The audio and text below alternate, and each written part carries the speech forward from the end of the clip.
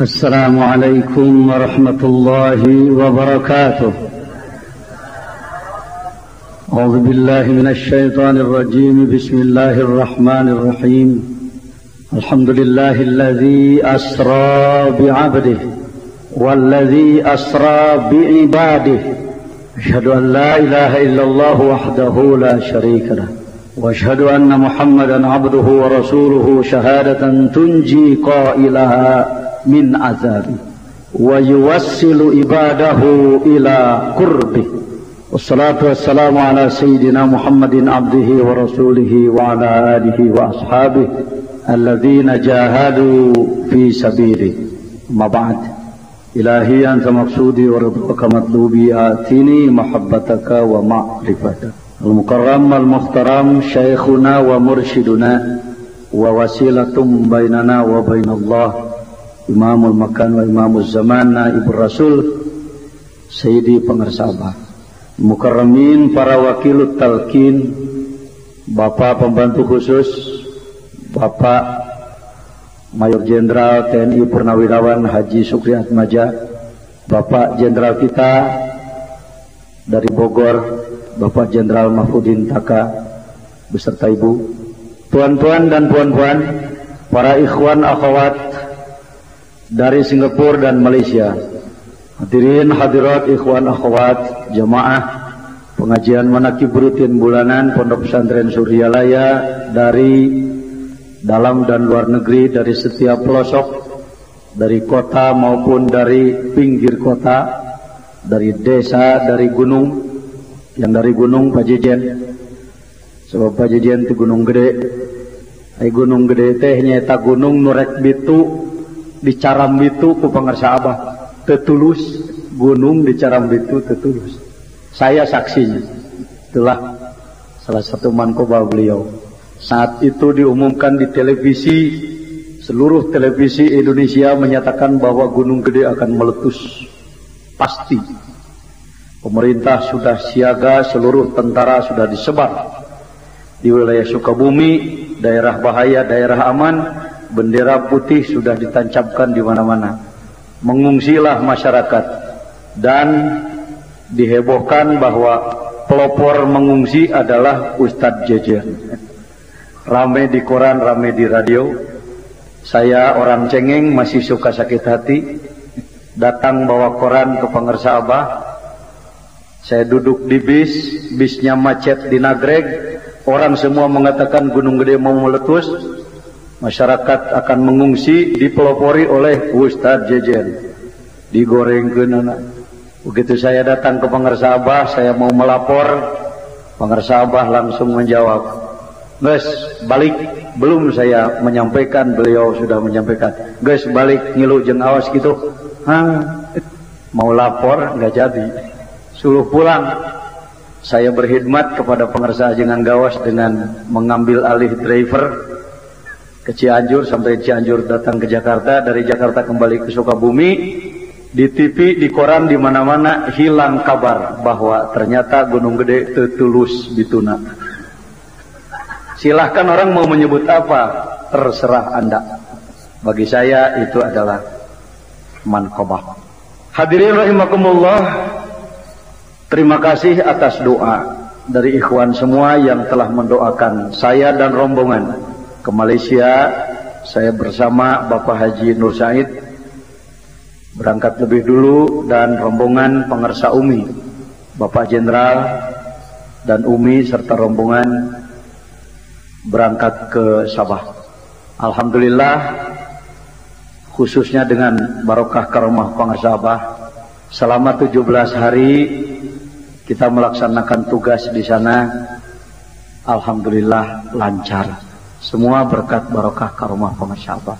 Seumur hidup saya baru mengalami cilincing-cat. Ini tuan-tuan pasti tidak tahu cilincing-cat. Cilincing-cat artinya turun naik.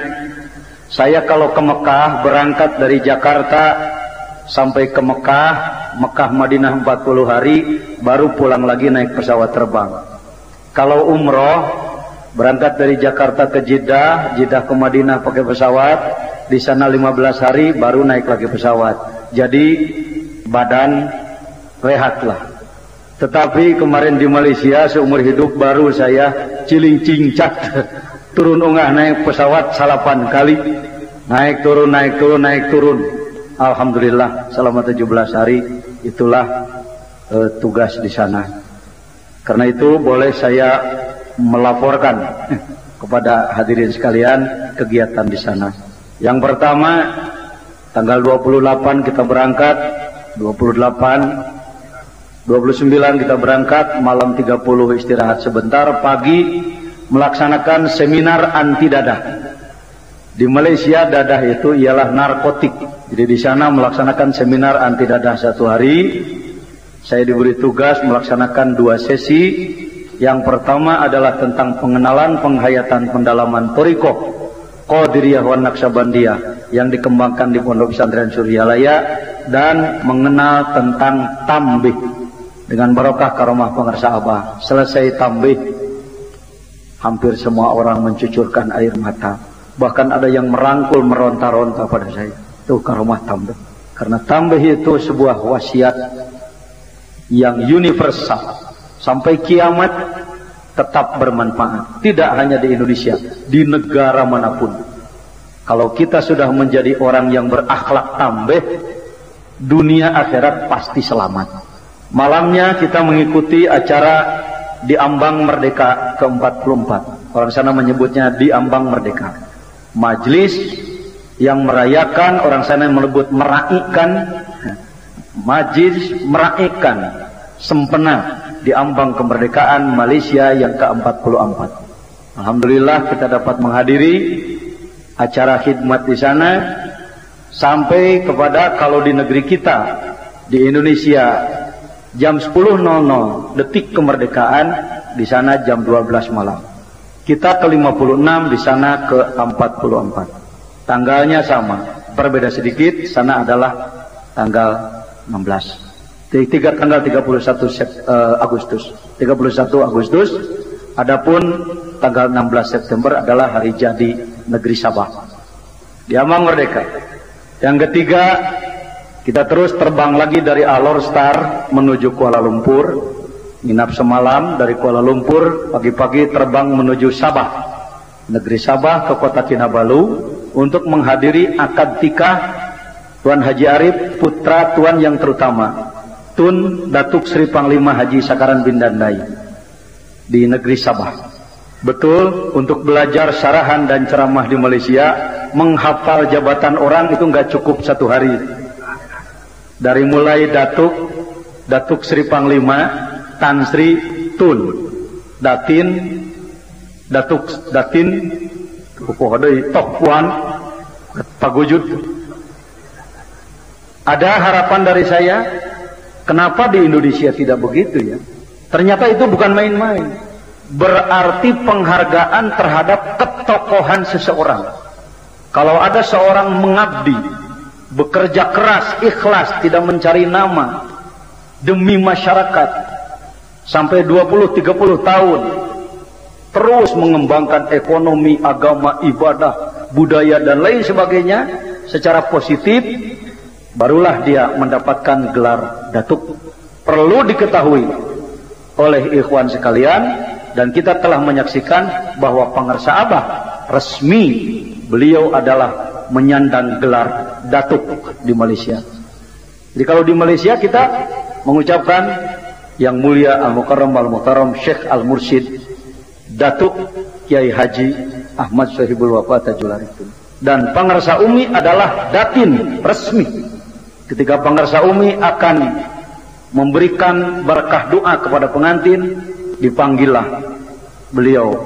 Kami persilakan kepada Datin Hajah Yoyo untuk menyampaikan doa. Beliau adalah Datin, perlu diketahui. Mahathir Muhammad sebagai Perdana Menteri itu adalah datuk. Murid-murid pengarsa Abah di sana banyak yang sudah mencapai Datuk Sri Panglima, Tan Sri, dan Tun. Yang menurut informasi di satu negara Tun itu mungkin di bawah 10 orang yang sudah mengabdi 40 tahun lebih demi negara. Tutun. Mudah-mudahan di negeri kita dicarikan istilah yang baik, tidak sekedar selembar sertifikat. Ada aturan-aturan, cara bicara, makan dan lain sebagainya, tidak boleh sembarangan. Baik. Yang keempat, kita mengikuti muzakarah di usia. Usia bukan umur, tapi sebuah organisasi tingkat negeri sebagai induk pusat kegiatan keagamaan bersama dari pemadam, organisasi yang berupaya membersihkan negara daripada bahaya narkotik, Jakim, Jabatan Kemajuan Islam, dari pemadam dihadiri oleh Datuk Haji Jumaat bin Abdullah, dari Jakim oleh Datuk Al-Ustadz Haji Cunawi, dan dari usia oleh Haji Dul, serta dari jabatan-jabatan lain dari EDIKI ADK yaitu Tuan Haji Arifin, dan negeri-negeri bagian mengikuti dari Kedah dan lain sebagainya. Kegiatan kelima adalah pengajian sekaligus talqin, syarahan dan talqin. Syarahan dipercayakan kepada saya, talqin oleh Al-Mukarram Al-Ustadz Tuan Guru Haji Zuki Asyuja bin Syafi'i, wakil talqin negeri Kedah untuk Malaysia. Pelaksanaannya disempurna di Masjid Inabah Kamal, Masjid Tampi-Tampi, dan 7 masjid-masjid lain. Mungkin kalau dihitung ratusan yang menerima talqin zikir di sana. Barokah kapal sahabat. Yang keenam adalah muzakarah di pejabat daerah bersama para pejabat pemerintahan di sana, menjelaskan tentang tarikat dan inabah. Selanjutnya kembali ke Kinabalu dengan menggunakan pesawat terbang dari Tawau ke Kinabalu, melaksanakan syukuran pernikahan putra daripada TYT. Di sana bersama Al-Mukarramin, bapak-bapak dan ibu-ibu terhormat dari pesantren Suryalaya, khasnya adalah keluarga pengersapah. Dan tanpa diduga, dan memang kami tahu diri, tidak mengharap, siangnya sebelum pulang kami dijemput untuk berkumpul di Istana Negeri bersama TYT dan keluarga istana, melaksanakan jamuan siang dan penganugerahan bintang ADK atau EDIKI, yang menurut kebiasaan Malaysia, orang baru dapat menerima bintang EDIKI tersebut kalau sudah mengabdi sekurang-kurangnya 20 tahun untuk negara. Rombongan dari Suryalaya dengan 1 minggu sahaja semuanya mendapatkan penyematan pengalungan bintang EDIKI, yakni ahli darjah Kinabalu. Jadi rombongan Suryalaya yang telah menerima bintang tersebut berhak di belakang namanya ditambah ADK. Pingkin panjang ngaran pajejen. KH Muhammad Jejen Jainal Abidin Bazul Ashab ADK. Nangis saya. Budak kampung tukang ngarit jadi tamu raja, HS di imah raja, di kaulahan, dada gidig, diiring-iring ku jenderal. Masya Allah, si cepot jadi raja, barokah pangersa apa? Nges kuring mah, wah di bahasanya, abah isin, abah. Cuma itulah ucapan saya. Isin, abdi majalgi bodoh, hina, wah kemampu, dikir-kir, resmi itu, resmi, diresmikan di istana. Seterusnya adalah EDIKI. Ternyata saya diberi petunjuk untuk membuktikan tingginya derajat bintang EDIKI tersebut adalah karena kebetulan waktu di Malaysia terjadi peristiwa 11 September Amerika tentang perempuan pesawat ke gedung WTC, World Trade Center di Amerika dan Pentagon, maka di setiap airport, di setiap bandara lebih ketat lagi pemeriksaan. Diperiksa satu persatu semua bag, semua tas, dan ketika sang pemeriksa melihat bintang EDIKI, semua mengangguk. Aduh, si Jejen dihormat nuk itu. Lolos, lepas. Pak Haji Said di dia gitu sote. Di ditu mah Diki. Jadi Haji Nur Said Diki. Berkah la ilaha. Saya sampaikan selanjutnya, melanjutkan melaksanakan pengajian dan talqin. Jadi rombongan kembali ke Jakarta. Saya dipinta lagi oleh Tuan Haji Zuki untuk Pak Kiai jangan pulang dulu lah, karena orang Thailand menunggu. Jadi kita kembali naik pesawat lagi ke Alor-Star. Dari Alor-Star istirahat sebentar, pagi-pagi dengan menggunakan kereta, dengan menggunakan mobil. Kita berangkat kira-kira 400 km menuju utara, yaitu ke Yala di wilayah Provinsi Patani, Thailand. Dan di sana melaksanakan sama, adalah syarahan penjelasan tentang tarekah dan talqin oleh Tuan Haji Zuki di sebuah masjid. Dan paginya kita diminta untuk melihat sebuah tapak. Tapak artinya sebidang tanah yang berbukit-bukit. Itu adalah milik Hajjah Safinah. Beliau ingin dilihat karena apa? Karena keinginan beliau ingin di Thailand ada pondok pesantren dan inabah cabang Suryalaya yang kurang lebih 30 hektar. Saya bukan apa-apa, pangersa apa. Kita cuma kitmirnya saja. Kitmir itu anjingnya Ashabul Kahfi. Anjing masuk surga karena menghadami ulama. Siapa tahu saya yang bodoh dan jorok dan kotor dan jelek ini, di akhirat saya pasti tidak punya karcis nanti. Pasti saya tidak punya karcis. Tapi begitu rek dikanarakakeun sugane engke. Dawuh guru mursyid para aulia Allah, karunya saya sama malaikat bedolek ka dieu. Enak bawa ke surga alapung gadinya.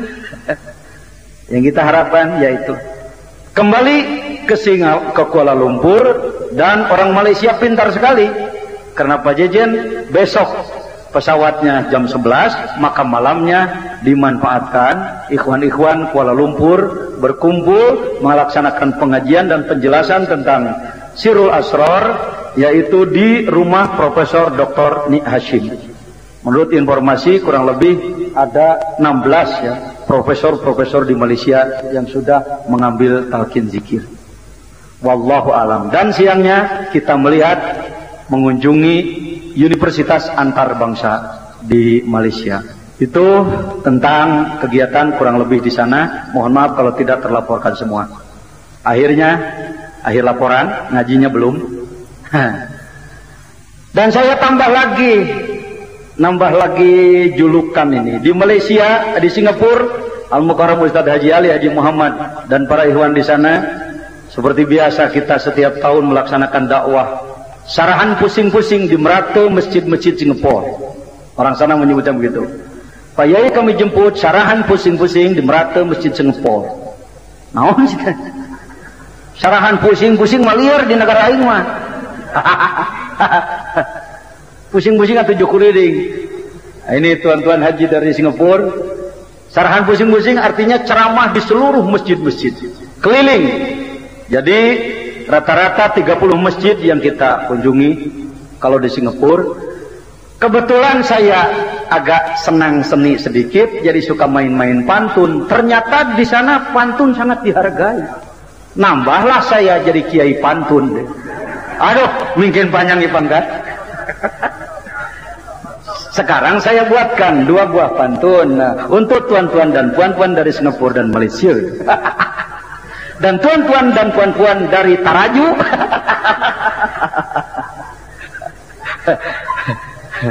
Dari Bojong Gamir dan dari Payung Agung. Ya, semua untuk kita. Bismillahirrahmanirrahim. Buah anggur dan buah mangga turutan hek. Salak dari Tasikmalaya. Buah anggur dan buah mangga, salak manis Tasikmalaya.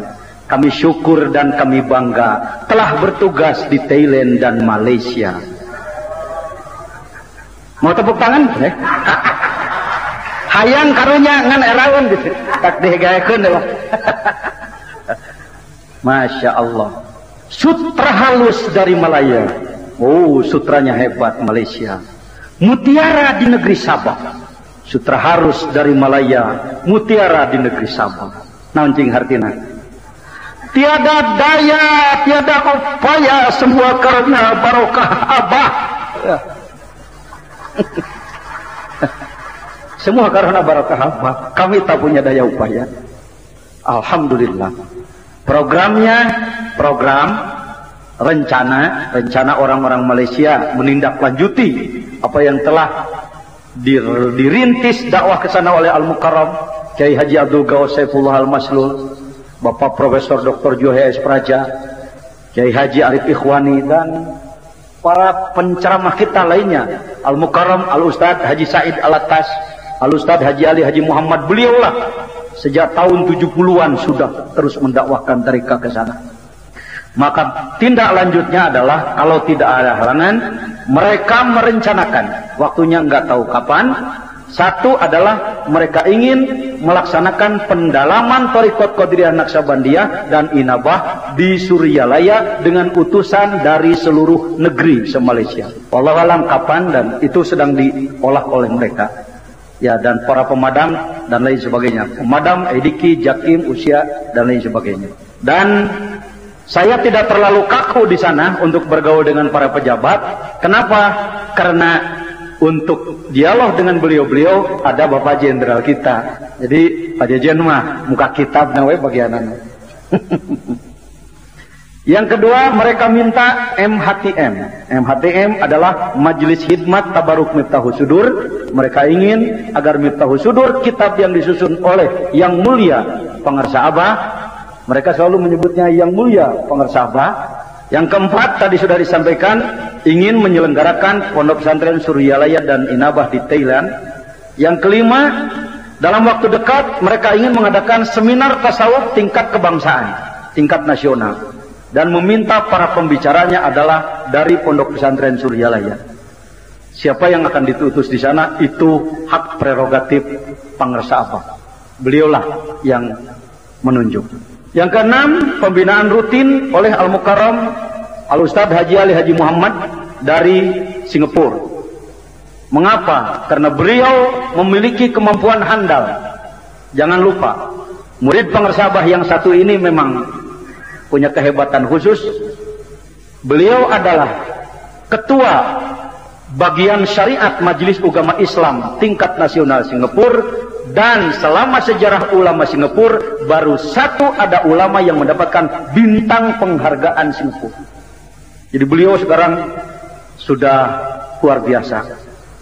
Beliau juga menangis, itu berkat Pangarsa Abah. Dan juga Tuan Haji Jamal Putra Tiwaiti, tuan yang terutama yang di Pertuan Negeri Sabah. Beliau, boleh saya buka sedikit rahasia, katanya beliau berangkat ke Makkatul Mukarramah. Di Makkatul Mukarramah ada orang yang memegang pundak beliau, tapi dilihat orangnya tak ketemu. Wallahu a'lam. Ketika pulang ke Malaysia, ke Sabah, keluar gagasan-gagasan dari otak dia. Inilah barangkali yang disebutkan Laduni. Dan beliau memelopori di Masjid Bandaraya Kinabalu Negeri Sabah. Beliau membuat Yayasan Al-Mubarak. Mengapa dia menyebut Al-Mubarak? Adalah tabarruk kepada nama pendiri Pondok Pesantren Suryalaya. Masjid sudah punya bank dengan nasabah jutaan ringgit, klinik, dan perdagangan-perdagangan.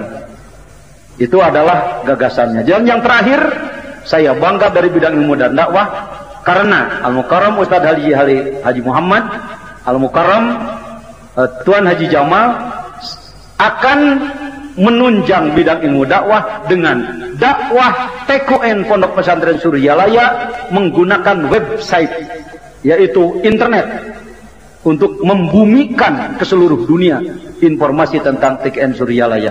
Dan di Indonesia saya sampaikan, kita juga sudah siap. Al-Mukarram Kiai Haji Wahfiuddin MBA.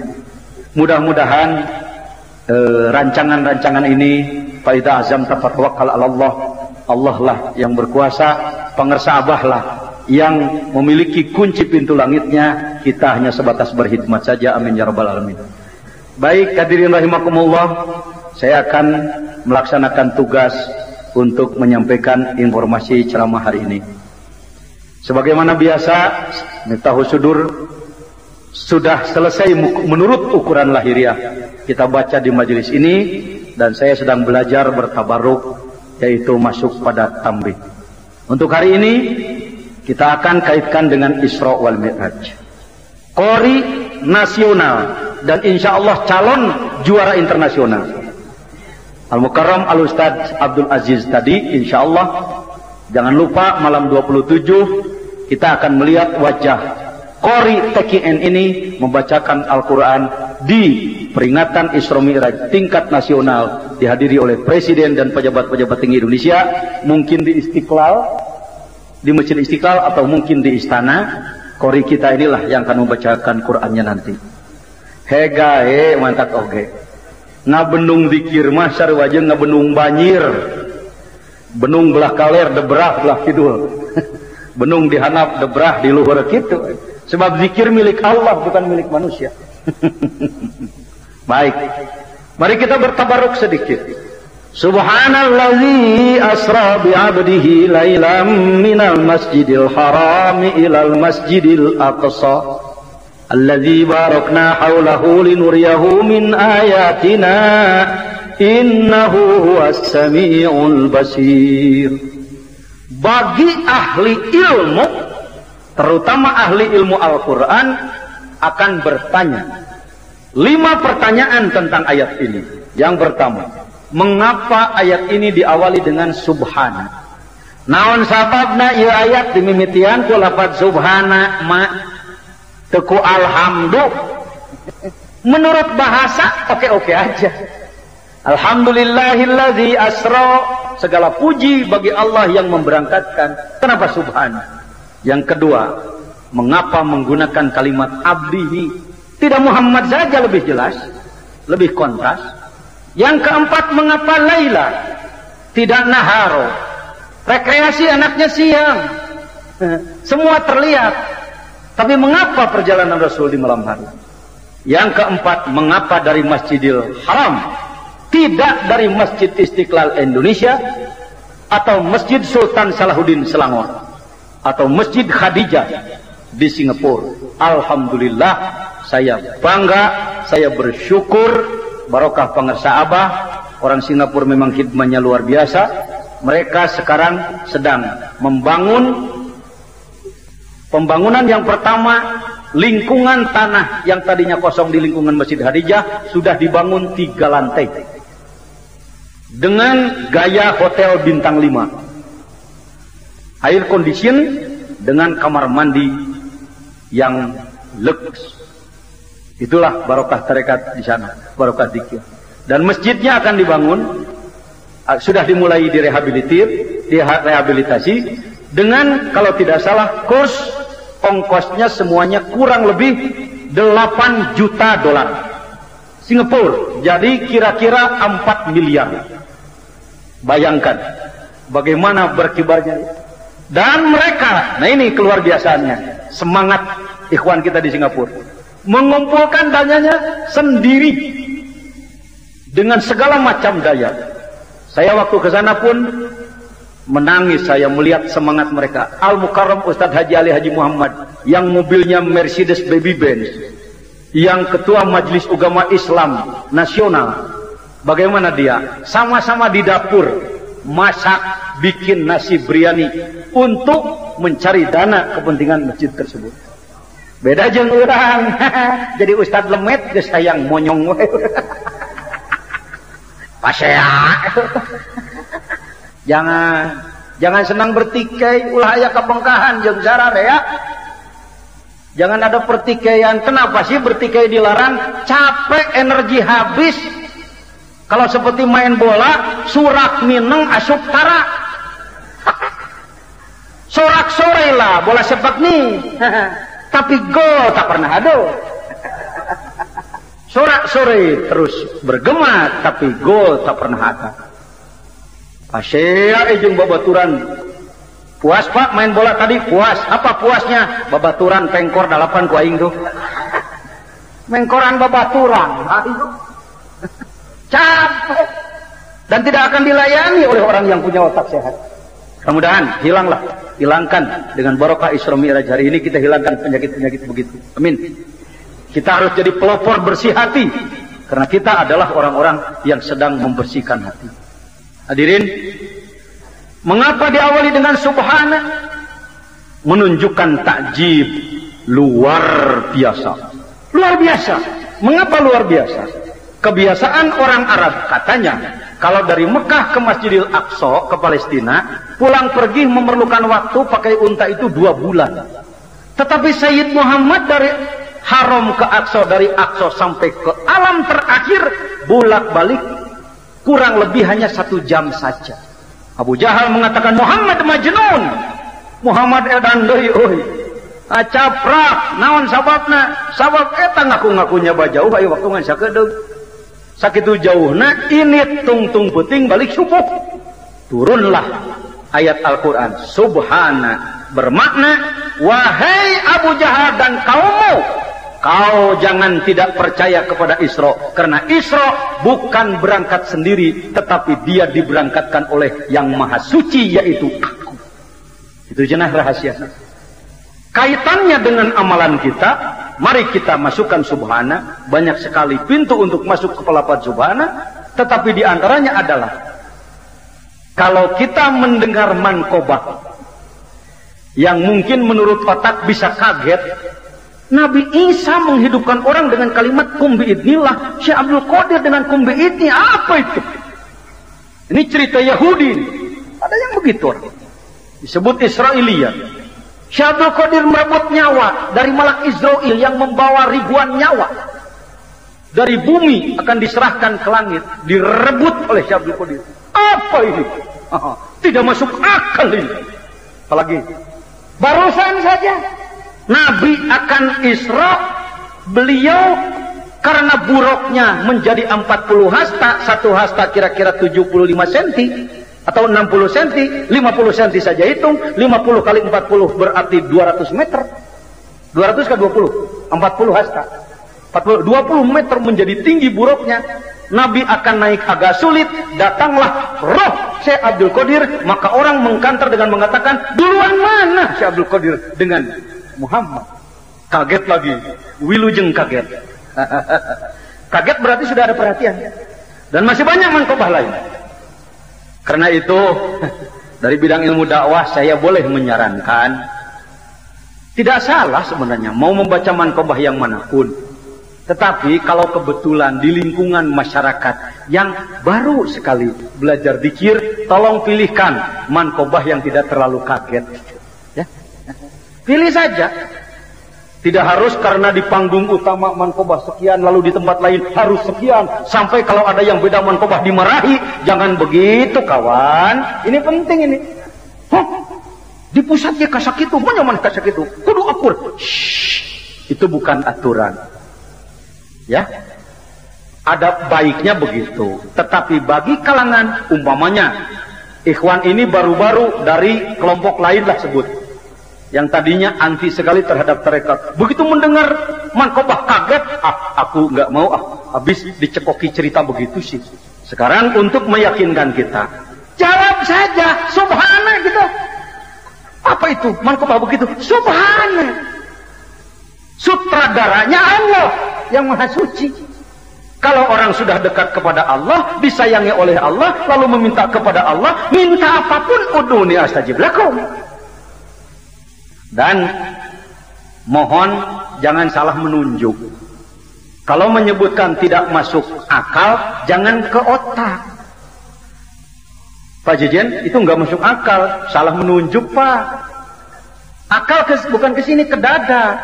Kalau ke sini, dimar bahasa Arabnya. Bedakah otak dengan akal? Mudah membedakannya. Masuklah ke rumah makan Padang. Anda senang rendang otak, coba tanya, Pak, ada rendang akal? Mangih mual rendang akal.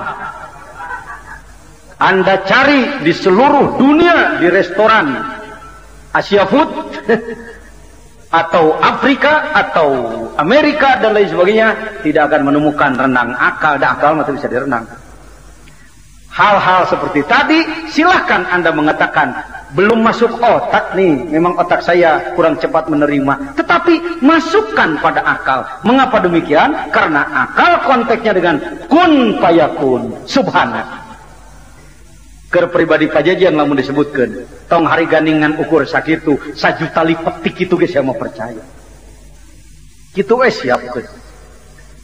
Kepada karomah siapa? Bukan hanya Syekh Abdul Qadir saja.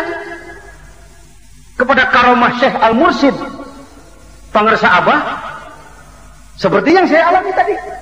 Bapak-bapak, tuan-tuan banyak mengalami hal-hal yang tidak dikejar oleh otak, betul. Ada salah seorang santri saya nih, ikut yang sudah jadi ustadz ke sini. Beliau ingin bertemu Abah katanya, Ustadz Hafid namanya. Saya pun nggak tahu dia punya cerita. Tadi malam di mobil baru cerita, Pak, abdi teh gaduh pengalaman geuning nya dikir teh agung. Apa? Karena dia kebetulan lulusan Darul Rahman, selain dari jadi ustadz juga saya perintahkan untuk belajar cari uang, meningkatkan ekonomi. Dia kebetulan mengambil ekonomi di penjualan ikan. Ketika di Pelabuhan Ratu, dia dibawa oleh perahu ke tengah laut. Kira-kira berapa ya? 2 kilometer. 2 kilometer kan? Di tengah-tengah dibajak oleh perompak. Perahunya dibalikkan. Sedangkan yang lain bisa berenang karena memang orang-orang laut. Ini ustadz dari gunung, bukan tukang berenang. Saya tanya, kamu berenang pakai apa? Saya pakai doa khusus, Pak. Apa doanya? Ilahi anta maksudi waridho kemat lebih atini mahabbataka wa marifataka. Itu aja, sampai ke pinggir. Mantap, Pak. Ngilo kaluhur ke budakna. Naik ke sini enggak orangnya? Oh, di bawah sana barangkali. Mun ka dieu cenah nangtung. Karena masuk otak, masuk akal. Ya, banyak sekali, Masya Allah. Di Malaysia, 7 wakil talqin berkumpul di Sabah Putaran tahun 96. Di sana diadakan forum, yaitu dialog terbuka tentang tasawuf. 2 sesi. Para pembicara adalah profesor dari istana. Panggung terbuka, langsung di-shoot oleh televisi Malaysia. Atas kehendak Allah dibuat 2 sesi. Sesi pertama hujan lebat, kuku curut sararia. Tuan tahu kuku curut? Kuku curut teh basah kuyup. Basah kuyup, yang menteri, yang jenderal basah kuyup semua. Karena mereka disiplin, nggak boleh berangkat. Cicingnya di payungan ke anak buah. Saya belum naik panggung. Saya ditanya oleh protokol, Pak Kiai, kerana cuaca hujan seperti ini, kira bagaimana tentang sesi kedua? Saya jawab, saya kesini bukan untuk tampil, khidmat saja kepada guru. Datang, diam, makan. Tampil boleh, enggak juga, ya syukur. Ya karena hujan Pak Kiai. Iyalah. Selesai sesi 1, ketika diumumkan kita akan lanjutkan sesi kedua, berhenti tak setetes pun yang turun air. Berhenti kering. Waduh, pajajian ripuh, pajalkan pajajian kalamatan. Itu karomah guru. Sampai selesai. Pagi-pagi saya telepon ke pangersa Abah. Biasa lapor. Assalamualaikum Abah. Tadi wengi aya nu aneh. Kalau guru biasa yang masih ingusan, yang masih senang dipuja-dipuji, pasti begitu lapor akan begini jawabannya. Ada apa Jen? Ada apa? Begini Pak, tadi malam ada yang aneh. Hujan sedang besar berhenti mendadak. Oh, itu kan Abah Jen. itu orang kelas biasa. Bagaimana Syekh Al-Mursyid pangersa Abah? Ketika saya melapor, Assalamualaikum pangersa, malam tadi aya kieu. Nges, wassalam. Sudah, tutup telepon. Sudah, wassalam. Itulah beliau, bunyi tersembunyi. Dalam aturan tarekat, sirru, limpahan dari Allah, karomah berbentuk apapun, sebesar apapun, oleh orang yang ikhlas tidak akan diakui itu kehebatanku. Dia akan mengelak bahwa itu barokah karomah Tuan Syekh. Tuan Syekh lewat itu adalah barokah mukjizat Nabi. Dari Nabi itu adalah rahmat Allah. Semuanya lepas. Itulah beliau, bunyi tersembunyi. Dalam aturan tarekat, sirru, limpahan dari Allah, karomah berbentuk apapun, sebesar apapun, oleh orang yang ikhlas tidak akan diakui itu kehebatanku. Dia akan mengelak bahwa itu barokah karomah Tuan Syekh. Tuan Syekh lewat itu adalah barokah mukjizat Nabi. Dari Nabi itu adalah rahmat Allah. Semuanya lepas. Alhamdulillah. Subhan. Allazi asra bi 'abdihi. Mengapa tidak bi Muhammadin? Lebih kontras, lebih jelas. Kalau dengan namanya, tapi di sini menggunakan abdihi. Apa itu rahasianya? Menunjukkan kepada umatnya bahwa bila kamu ingin menjadi hamba Allah yang sebenar, ya atau bahasa kita yang sebenarnya, maka ikuti jejak nabimu karena dia adalah abdihi. Jadi yang sulit ini bagaimana caranya kita menjadi hamba Allah. Kalau Pak Jajan ditanya, Pak Jajan sudah jadi hamba Allah belum? Belum, baru ingin. Memangnya Pak Jajan hamba siapa? Sering-sering jadi hamba iblis. Sering jadi hamba setan. Yang saya lakukan adalah mengikuti ajakan setan. Sering kita. Di sini pentingnya kita berupaya agar kita mampu melawan. Saya sering mencontohkan dari dulu. Ingin kalah, ingin menang melawan setan. Sering kalah, sering menang. Sudah diberitakankah di televisi tentang perang melawan setan? Para pirsawan di rumah kami sampaikan sekilas info. Kini ada kabar lebih hangat daripada tentang perempuan WTC dan Pentagon, yaitu 2 batalion setan menyerang perkampungan manusia di bawah pimpinan seorang jenderal yang berpengalaman karena sejak Nabi Adam sampai hari ini belum dipensiun. Benar, setan minta dipensiun. Pasukan setan menyerang membabi buta, pasukan manusia tidak dapat memberikan perlawanan yang berarti karena mereka dalam keadaan lengah. Terjadi penculikan dan pembantaian besar-besaran, tidak kurang dari 1000 orang sholat subuh kesiangan. Bisa dipercaya? Apa sebabnya saudara percaya? Sebab korbannya kita. Semua orang ingin menang. Tetapi di sini ada jenderal-jenderal kita yang ahli strategi. Ingin menang harus pakai perhitungan. Saya kalau di mobil selalu belajar pada beliau. Pak, kasih tahu saya Pak, strategi-strategi militer Pak. Barangkali bisa diterapkan di dalam dakwah. Selalu mohon maaf, beribu maaf, mohon ampun, beribu ampun. Saya sering merepotkan beliau, minta penjelasan-penjelasan. Ya, dari beliau segede gunung, kita tangkap segede tepung. Ya. Karena otaknya cuma segede ini. Tapi sekurang-kurangnya harus mau menerima. Yang repot punya otak segede tepung, nggak mau menerima. Terima, terapkan. Hadirin rahimakumullah. Orang seperti kita melawan setan bisa disamakan dengan tinju juara tingkat desa melawan Mike Tyson. Tidak seimbang aja dengan Jujun. Naik ke ring tinju, disoraki oleh penonton. Jejen PS Mike Tyson. Begitu Tyson naik, beung sagede cangke, perep sagede waluh lejet. Sekali gebuk KO kita. Setan sering begitu. Saya sering mencontohkan, kalau kesulitan melawan yang berat, contohkan, kita mau masuk rumah majikan, ada anjing galak. Teu asup perlu duit, ari asup sieun. Bagaimana caranya melawannya? Lempar. Baik, batu habis, dia ngejar lagi. Kasih makan, mungkin gede tanagana. Tipu, orang malah nuka tipu. Kumaha tuh? Panggil yang punyanya. Bos, ya anjing, bos. Bos datang dari dalam. Habis tidur lagi, masih melek-melek. Dia panggil, Bopi, jangan begitu. Itu kan Mang Jejen. Selamat saya. Anjingnya takut oleh Pak Jejen, apa takut majikan? Tinggal ke situ kita berpikir. Kita beribadah diperintah oleh siapa? Setan menggoda juga diperintah oleh siapa? Kalau tidak ada setan, sama dengan sepak bola tidak pakai lawan. Ya.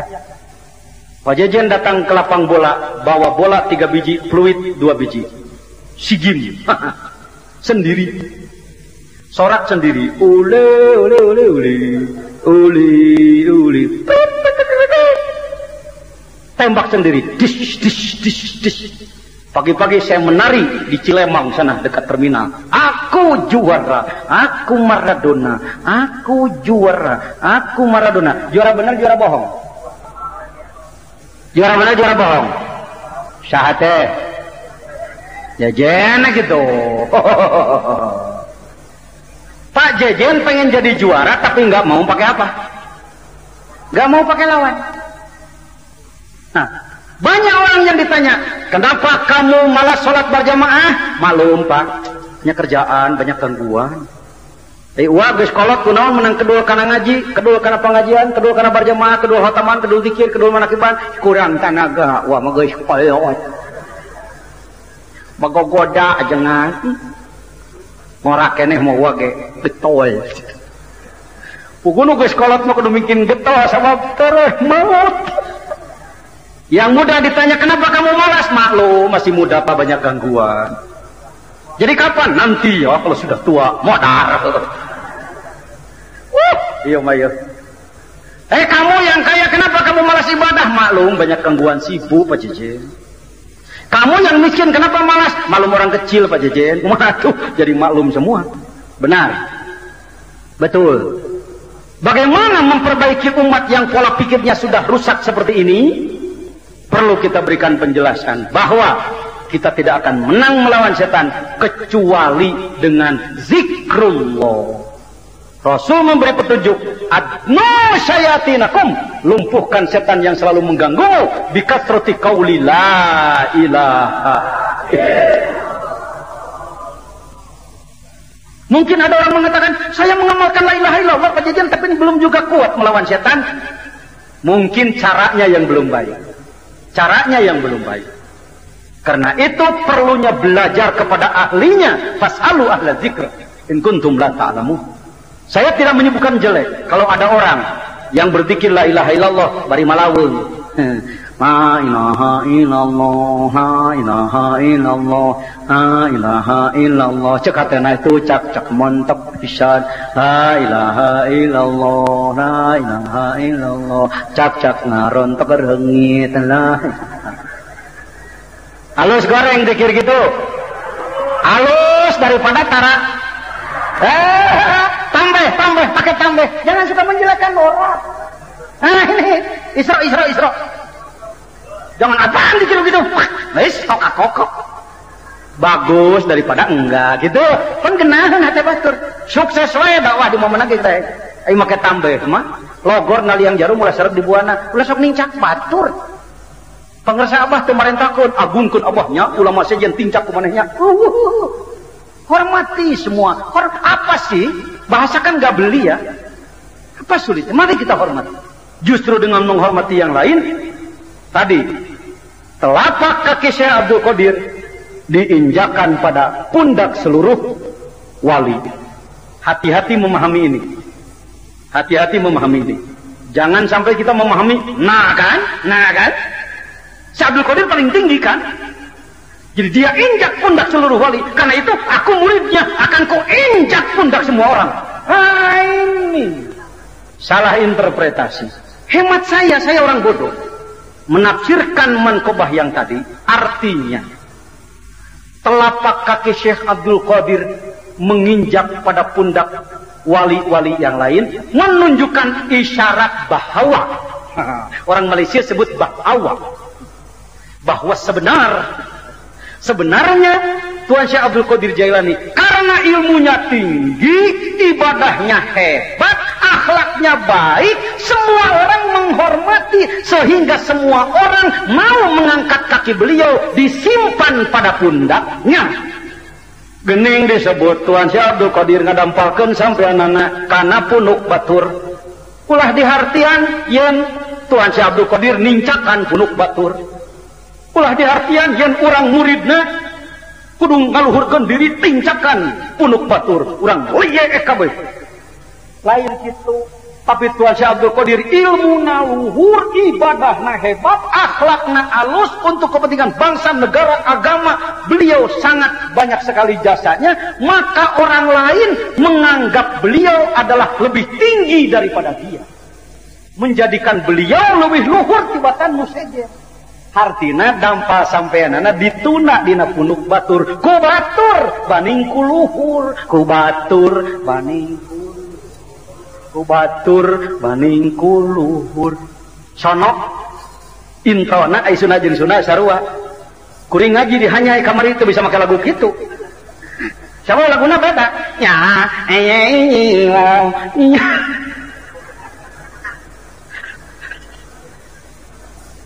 sing sing sang sang wah jeung wah. Teu bisa ya, hese ngomong ha. Balik deui ka Indonesia, salagu deui jeung dulur, jadi esono. Paham ya? Harus Bu? Nah, mari kita ikuti, lihat ke Panggersabah. Kenapa semua orang hormat kepada beliau? Nuti kajauhan ngejejeleh, nuti kajauhan gogorowokan, ditangtang ku aing teh ngaran Abah Anom Kiai Godebak teh. Begitu datang ke depan Panggersabah, baru di depan pintu geus lewat. Ini menunjukkan bahwa telapak kaki beliau berada pada pundak orang lain. Orang lain menjunjung tinggi beliau. Mari kita ikuti sedikit demi sedikit.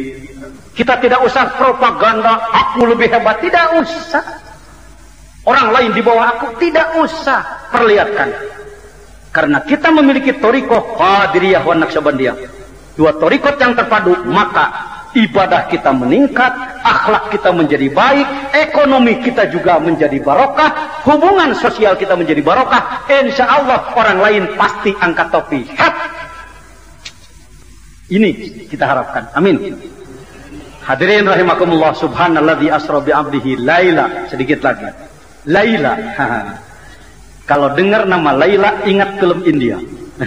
Laila kais dihitung ka Maharaj. Ajengan jujun ahlina kana bahasa. Laila kais. Laila di sini bahasa Arab yang dimaksudkan bahwa Isra adalah terjadi di ujung malam. Mengapa tidak siang? Kan siang lebih enak, pemandangan terlihat kemana-mana.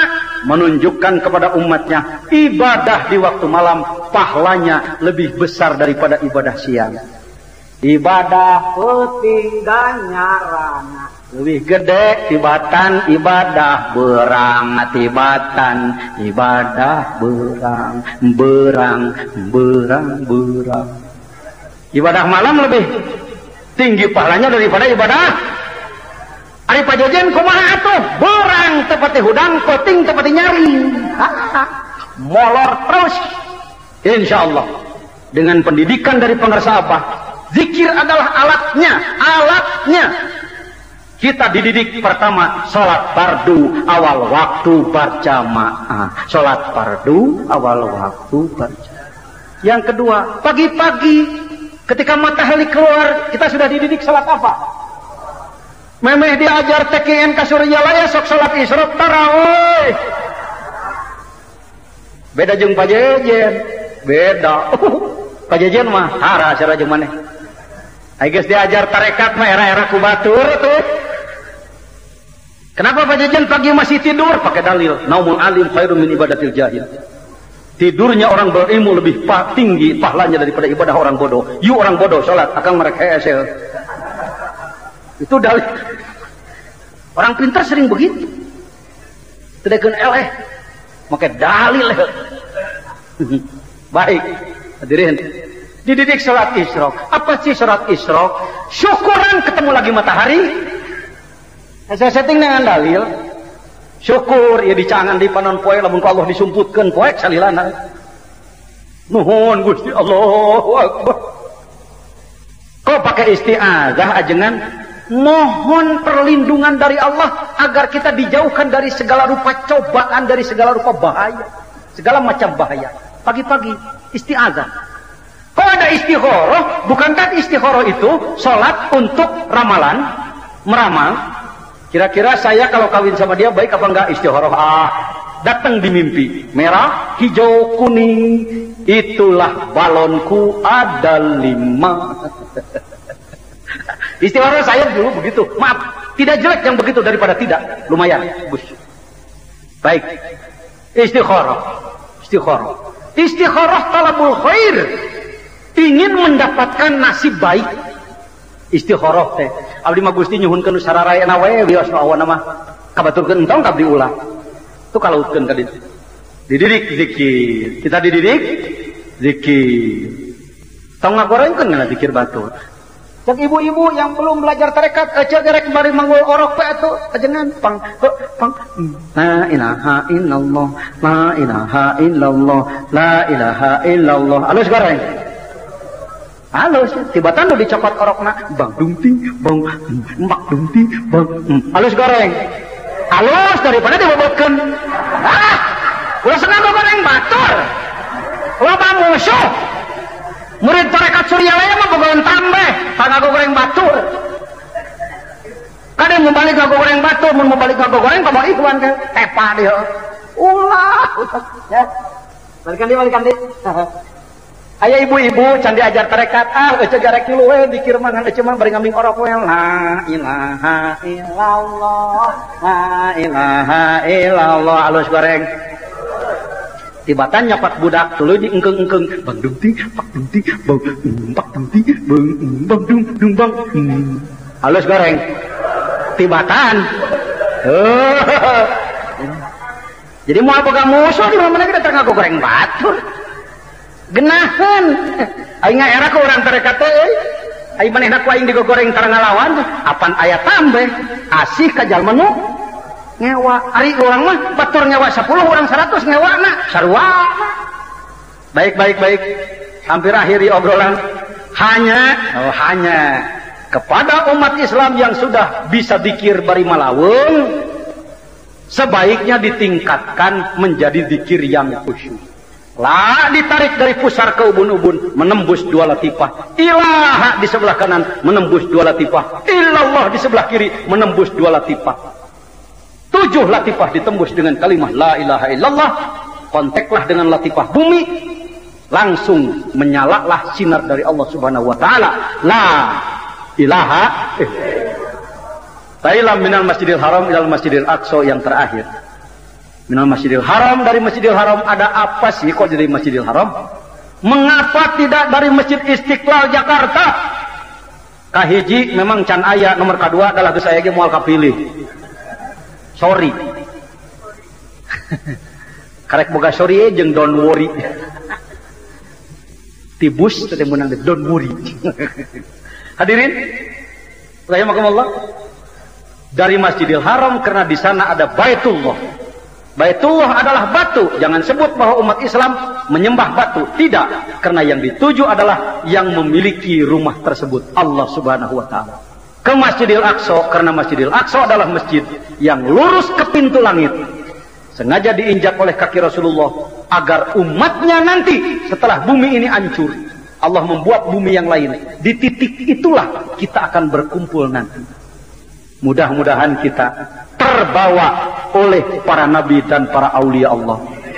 Semoga Al-Mukarram Pangersabah dipanjangkan usia dunianya, sehatkan jasmaniahnya, ditambahkan limpahan barokah karomah rahmah dari Allah melalui beliau untuk kita semua. Al-Fatihah. Assalamualaikum warahmatullahi wabarakatuh.